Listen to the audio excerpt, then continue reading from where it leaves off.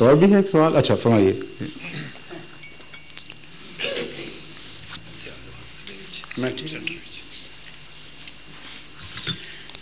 दूसरा सवाल इंसानी हकूक पर है जी। ह्यूमन राइट्स पर। कुरान करीम की तालीम के मुताबिक इंसानी हकूक पर आप रोशनी डालें, मैं आपका मशवरा। ठीक है।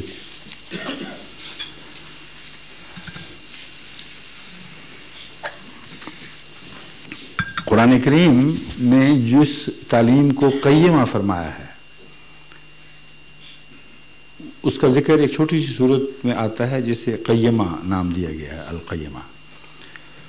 उस सूरत में कुरान करीम ये नज़रिया पेश करता है कि जितने भी मज़ाहिब हैं, ख़ास क़दीम तरीन हों या बाद में आने वाले, उन सब मज़ाहिब में जिनमें इस्लाम मुस्तस्ना नहीं, ये भी शामिल है। चंद बुनियादी बातें हैं जो लाज़िमन हर मज़हब में मिलती हैं। उनमें पहली अल्लाह का हक़, तौहीद का क़याम।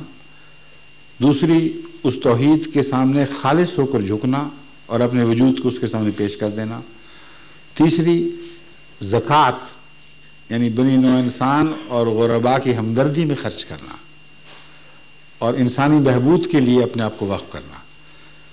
ये कुरान करीम की तालीम की खूबी है कि सिर्फ अपने लिए नहीं रखी ये तालीम, खुला ऐलान किया है कि पहले भी सब मज़ाहिब में और हर जगह यही तालीम हुआ करती थी, आज भी यही है। मगर जिस तफसील से फिर इस पर रोशनी डाली है वो एक बहुत बड़ा मजमून है। ग़ुलाम के हकूक़, आका के हकूक़, मालिक के हकूक़, औरत के हकूक़, मर्द के हकूक़, इंसानी हकूक़ के जितने भी दायरे हैं, एक एक दायरे को लेकर उसकी तफसील में बयान फरमाया। मियाँ बीवी के आपस के तल्लुक़ात, उनके हकूक़, बेटियों के बाप पर, बाप के बेटियों पर, माँ के बेटों के साथ, वगैरह वगैरह। तो ये जो आपका सवाल है, अगर इसका मैं तफसील से जवाब दूँ तो कई दिन की बात है, समझे, मगर मौजूद है।